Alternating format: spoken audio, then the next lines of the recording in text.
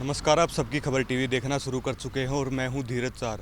प्रदेश के अंदर जो दो चुनाव होने हैं, चाहे वो नगर निकाय चुनाव का हो जिसको शहरी सरकार भी कह सकते हैं हम, और दूसरा राज्यसभा का भी चुनाव है। 2 सीटों पर चुनाव होना है जिसमें बीजेपी की तरफ से जो पवार हैं उनको टिकट दी गई है और कांग्रेस की तरफ से अजय माकन को, और वहीं तीसरा कैंडिडेट जो है वो कार्तिकेय शर्मा ने जो नामांकन भरा है।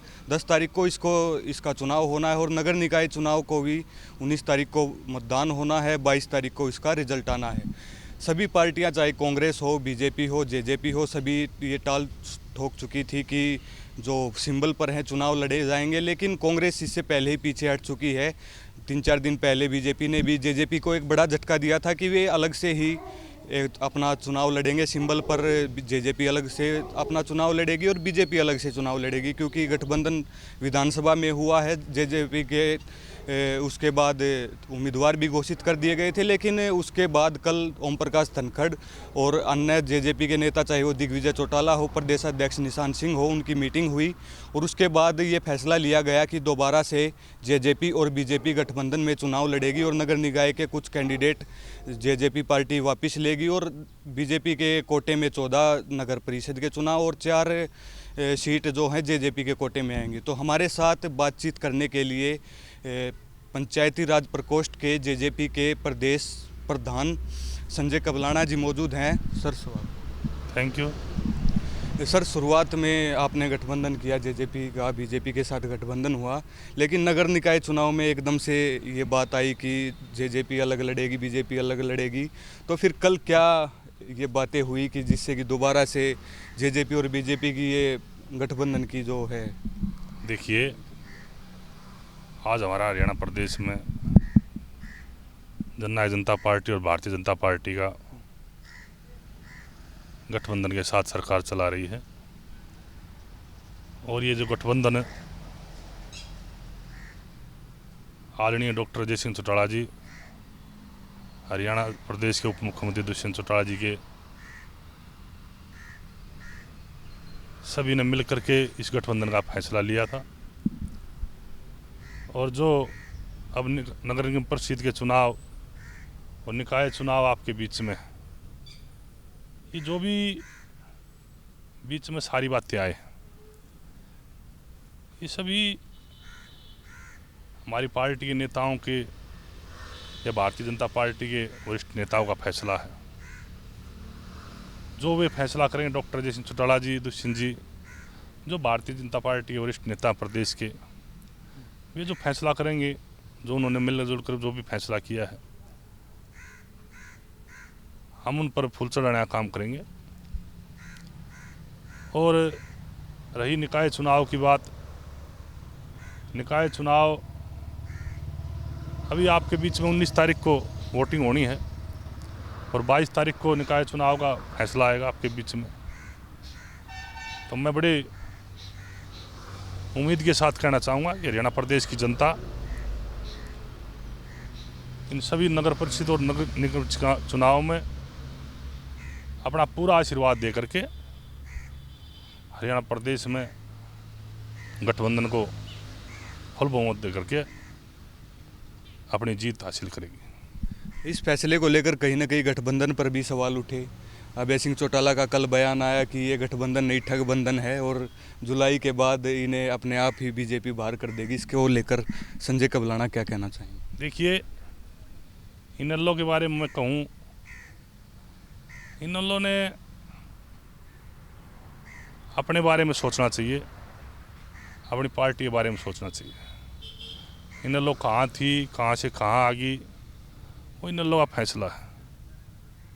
इनेलो के बारे में तो मैं कुछ कहना ही नहीं चाहूँगा। इनेलो का तो कुछ बचा ही नहीं है हरियाणा प्रदेश में। राज्यसभा के भी चुनाव हैं भाई साहब, तो जो 2 सीटें हैं, 3 कैंडिडेट मैदान में हैं। पहले ही ये बात चल रही थी कि दिग्विजय चौटाला को राज्यसभा में भेजा जा सकता है, लेकिन अब जेजेपी पार्टी निर्दलीय उम्मीदवार कार्तिकेय शर्मा को अपना समर्थन दे रही है। क्या लगता है कि क्या कुछ रहने वाला? देखिए, कांग्रेस पार्टी जिस तरीके से अभी थोड़े दिन पहले ड्रामा चल रहा था हरियाणा प्रदेश में कि प्रदेश अध्यक्ष भूपेंद्र सिंह हुड्डा का बन गया, पूरी कमान हरियाणा प्रदेश में भूपेंद्र सिंह हुड्डा को दे दी। जिस तरीके के हालात अभी आपके बीच में निकाय चुनाव में आए, कांग्रेस के पास ये भी ताकत नहीं मिल पाई कि वे अपने कैंडिडेट सिंबल पर लड़ा दे, अपने कैंडिडेट को टिकट पर लड़ा दे। कांग्रेस इसको ये मानती है कि संगठन तैयार नहीं है इसको लेकर के। देखिए, जो पार्टी 70 साल से 65 साल से इस देश में राज कर रही हो, वो पार्टी का ही हमारे पास संगठन नहीं है। तो आप पत्रकार साथी शायद हमारे से ज़्यादा जानते हो, जब उस पार्टी का संगठन ही नहीं है तो किस बात की कमान सौंप रहे हैं, किस बात के झूठे वादे कर रहे हैं। आज लोकतंत्र के अंदर विधायकों का राय पर ले जाकर बैठा देना, कांग्रेस इतनी घबराई हुई है कि एमएलए बस में बैठा करके दीपेंद्र का फोटो दिखा रहे हैं, आगे डॉक्टर रघुवीर सिंह आगे बैठे हैं, बस में फ़ोटो दिखा रहे हैं और राय पर ले जाकर के होटलों में रोकने का काम कर रहे हैं लोकतंत्र के अंदर। तो इससे बड़ी कांग्रेस की कमज़ोरी, इससे बड़ा कांग्रेस कमज़ोरी का संदेश क्या दे सकती है? मैं तो नहीं मानता इससे बड़ा कोई कमज़ोरी का संदेश दे सकती कांग्रेस। और कांग्रेस की दाढ़ तो बिल्कुल ही जूतियों में बढ़ चुकी है। कांग्रेस का तो ये मानो सफाया हो चुका है इस देश से भी और इस प्रदेश से। पिछले दिनों चौधरी ओम प्रकाश चौटाला को जो है सज़ा सुना दी गई है ऐसे अधिक संपत्ति के मामले में, और उसी केस में चौधरी अभय सिंह चौटाला और डॉक्टर अजय सिंह चौटाला के ऊपर भी आय से अधिक संपत्ति के ऊपर केस चल रहा है। आपको क्या लगता है कि चाहे कांग्रेस की सरकार हो, बीजेपी की सरकार हो, एक मानसिकता के तहत काम करती है कि अपने विरोधी पार्टियों के खिलाफ, नेताओं के खिलाफ ये कानूनी कार्रवाई की जाए, तो क्या लगता है कि ऐसी जो छोटी राजनीति है उसका अंत होना चाहिए? देखिए, आदरणीय चौधरी ओम प्रकाश चौटाला जी की जो सज़ा सुनाई गई, इस प्रदेश में बड़ा दुख है। और मैं तो नहीं कहूँगा इस समूचे देश में दुख है इस चीज़ का कि आज हमारा वो 90 साल का बुज़ुर्ग जिसकी सेहत अलाउड नहीं कर रही, उसको सज़ा सुनाई गई। और जननायक जनता पार्टी ने जितने भी कार्यक्रम थे डॉक्टर अजय सिंह चौटाला जी के आदेश के अनुसार सभी कार्यक्रम रद्द किए गए और पूरे परिवार को, पूरे इस हरियाणा प्रदेश की जनता को, इस देश की, समूचे देश की जनता को, करोड़ों लोगों को बड़ा दुख हुआ। और हम भी खुद, मैं भी अपने परिवार में आज दुख का प्रकट करता हूँ कि चौधरी ओम प्रकाश चौटाला के साथ जो भी हुआ वो गलत हुआ। और रही राजनीति की बात, राजनीतिक षड्यंत्र की बात, ये लंबी बातें हैं, पीछे चली गई। चौटाला साहब के साथ जो होया, ये आने वाले लोग जो नेता बैठे हैं उनके साथ भी जो जैसा करेगा, सामने आने वाली चीज़, जिन्होंने चौटाला साहब के साथ गलत किया उनके साथ भी गलत होगा। पिछले कुछ दिनों से डॉक्टर अरविंद शर्मा जो बीजेपी के सांसद हैं, वो बीजेपी को लेकर काफ़ी मुखर हैं कि भ्रष्टाचार सरकार में हो रहा है, मुख्यमंत्री खुद भ्रष्टाचारियों के साथ है। उसको लेकर आप क्या देखते हैं? और एक बयान खास तौर पर उन्होंने दिया है कि ब्राह्मण समाज से जो पहले मुख्यमंत्री थे भगवत दयाल शर्मा, वो केवल 6 महीने के लिए रहे थे, 4.5 साल बाकी हैं और ब्याज मिलाकर के 5 साल पूरे हैं, तो ब्राह्मण समाज का भी मुख्यमंत्री होना चाहिए। तो इसको लेकर क्योंकि एक मुख्यमंत्री एक काबिल व्यक्ति होना चाहिए, लेकिन किसी समाज को स्पेशल से एक मांग करना कि ब्राह्मण समाज का नेता होना चाहिए, कल को दूसरी समाज से भी मांगे उठेंगी कि फलां समाज से भी मुख्यमंत्री होना चाहिए। इसको लेकर आप क्या देखते हैं? देखिए, जब इस हरियाणा प्रदेश में श्री भगवत दयाल शर्मा जी मुख्यमंत्री बने, उस टाइम तो हम शायद बच्चे थे, लेकिन जो अरविंद शर्मा का बयान है, अरविंद शर्मा जी ने जो बताई, जो कही, जो बोले शब्द, वो आप लोग पत्रकार साथी हैं, वो अरविंद शर्मा से पूछोगे तो मैं अच्छा समझूंगा और आपको भी अच्छे सवाल मिलेंगे, अच्छे जवाब मिलेंगे। उस बारे में तो अरविंद शर्मा ही बता सकते हैं उसने ये बात क्यों बोली। आपने बादली से चुनाव लड़ा, बादली से जो विधायक कुलदिवस, उन्होंने भी एक नई बात बोली कि जो मैं टिकट लड़के जो टिकट मिली मुझे वो ब्राह्मण कोटे से मिली, तो एक नया कोटा, पहले 17 सीट जो विधानसभा 90 सीटों में से 17 सीटें एससी समाज के लिए कोटा है, तो एक नया कोटा ब्राह्मण कोटा जो है इख्तियार हो गया है हरियाणा में। तो इसको लेकर के क्या देखते हैं? देखिए, मेरे को नहीं लगता कि बादली विधानसभा क्षेत्र में कोई कास्ट का कोटा है या कोई जात पात का कोटा है या कोई ब्राह्मण समाज का कोटा है। ये सिर्फ और सिर्फ ये लोग राजनीति में समाज को बांटना चाहते हैं। समाज का बंटवारा किस तरफ हो, समाज कैसे बटे, भाईचारा कैसे खराब हो, भाईचारा कैसे बिगड़े, इन लोगों की एक सोच है। ठीक है, लोगों ने फैसला ले लिया, इसको विधायक बना दिया, लेकिन इसको समाज के बारे में या जात पात के बारे में या कोटे के बारे में इसको पता ही नहीं समाज क्या चीज़ है। मैंने स्टेज पे क्या बोलना चाहिए, अरे तू बादली विधानसभा का मुखिया है, आज लोगों ने आपको अपना उत्तराधिकारी बनाया है, वोट देकर सम्मान के साथ आपको मिलने बनाया है। आज वो आदमी जात पात की बात कर रहा है स्टेज पर खड़ा होकर, वो आदमी उसको सामाजिक ज्ञान ही नहीं है। जो बादली का विधायक है उसको सामाजिक ज्ञान ही नहीं है। तेरे को स्टेज पर क्या बोलना है। एमएलए आज एक मेंबर बन जाता है ना, ब्लॉक समिति मेंबर बन जाता है, वार्ड का मेंबर बन जाता है, वो भी अपनी बुद्धि से काम लेने लग जाता है। क्या एमएलए ब्राह्मणों ने वोट दे करके बनाया था? क्या कुलदीप वस्त को एमएलए ब्राह्मणों ने वोट दे करके बनाया था? क्या 36 बिरादरी ने वोट दिया उसको? आज वो 36 बिरादरी को बांटना चाह रहा है। मैं तो मेरा निजी सुझाव है कि बादली के विधायक को सामाजिक ज्ञान 2% भी नहीं, 2% भी। अगर सामाजिक चीज़ क्या होती है, सामाजिक ताना बाना क्या होता है, भाईचारा क्या होता है, इन लोगों को सिर्फ और सिर्फ इस भाईचारे को बांटना, इस समाज को बांटना, इन्होंने कोई मतलब नहीं। ना कोई समाज के भले से मतलब है, ना कोई विकास से मतलब है, ना कोई क्षेत्र की लड़ाई लड़ने से मतलब है।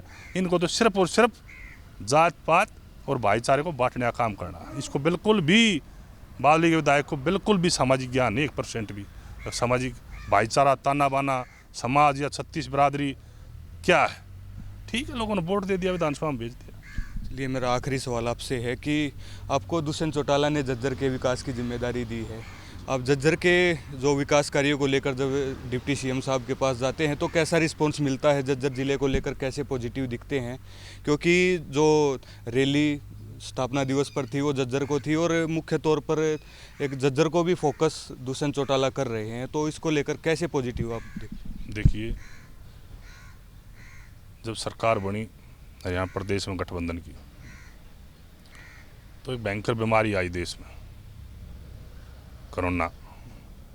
उस कोरोना के चलते देश के हालात बड़े ख़राब रहे। साल 1.5 साल तक वो बीमारी चली। उसके बाद आंदोलन आ गया, आंदोलन में भी लंबा चला, उस टाइम भी सिस्टम नहीं बन पाया। रही झज्जर ज़िले की बात, डिप्टी सीएम साहब की तरफ से, डिप्टी सीएम साहब पूरा फोकस रखते हैं झज्जर ज़िले पर, और मैं कहता हूँ कि हर कार्यकर्ता का काम पूरी कोशिश करके डिप्टी सीएम साहब करने का काम करते हैं, और झज्जर ज़िले को पूरे सभी कार्यकर्ताओं को पूरा सम्मान देने का काम करते हैं। क्योंकि मेरा सवाल ये इसलिए था क्योंकि पिछले कुछ दिनों पहले महिला विंग की जो जिला अध्यक्ष थी आपकी, वो जेजेपी को छोड़ के ये आरोप लगा करके चली गई थी कि जो दुष्यंत चौटाला हैं वो कार्यकर्ताओं की बातें नहीं सुनते हैं और काम नहीं कर पा रहे हैं, इसलिए हम पार्टी को छोड़ रहे हैं। मैंने आपको पत्रकार साथी पहले ही बताया, 2 साल करीब कोरोना और आंदोलन के निकल गए, उसमें कुछ परेशानियाँ रही हैं, सबको रही।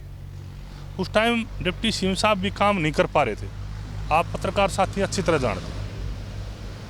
लेकिन जब काम करने का समय आया तो कार्यकर्ता उन्होंने डिसीजन ले लिया कोई न कोई अपने मन का। लेकिन ऐसा नहीं है कि कार्यकर्ताओं में काम नहीं हो रहे। मैं तो ये कहता हूँ ईमानदारी से, अगर सबसे ज़्यादा भीड़ चंडीगढ़ में कोठी पे या दिल्ली या सिरसा, अगर हरियाणा प्रदेश के लोगों की, हरियाणा प्रदेश की जनता की, 36 बिरादरी की अगर भीड़ रहती है तो डिप्टी सीएम तो चौटाला की कोठी पर रहती है। Thank you. ये संजय कबलाना थे पंचायत प्रकोष्ठ के जो है प्रदेश अध्यक्ष हैं, और इनसे हमने तमाम मुद्दों पर बातचीत की, और इन्होंने बादली के विधायक कुलदीप वस्त को एक खास नसीहत दी है कि उन्हें सामाजिक जो ज्ञान है वो बिल्कुल भी नहीं है, और उन्हें सामाजिक ज्ञान जो है लेने की ज़रूरत है, और ऐसे कास्ट के जो सिस्टम है उससे बांटने से उन्हें बचना चाहिए। बने रहिए हमारे साथ, और वीडियो को ज़्यादा से ज़्यादा अपने दोस्तों के साथ शेयर कीजिए। शुक्रिया।